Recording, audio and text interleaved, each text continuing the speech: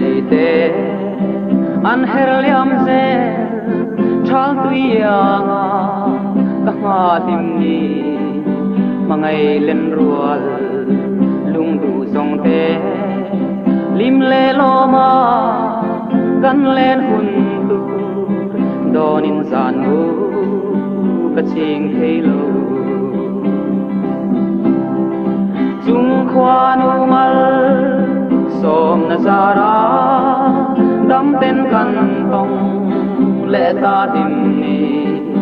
leng zong te hya kan na ba che ding ri tu ri o hlim lai ni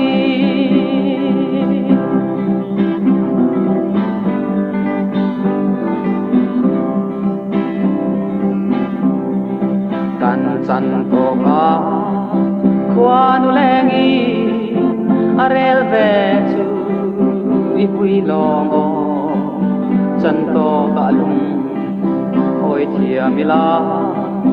ral le mai tu string nun kan chan dam lai pil ra i chan ti rang chung khwa nu mal som na zara dam ten kan tong le ta tim ni leng song te hya kan na ba che ding ri tu ri o hlim lai ni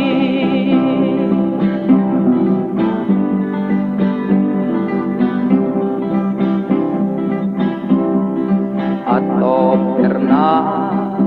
tan chuan hei hi bong reng ang len rual teu mangai na in sui kho mi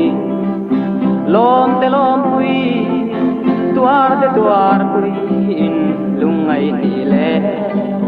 lim ni zong ten chung khwa nu mal som na zara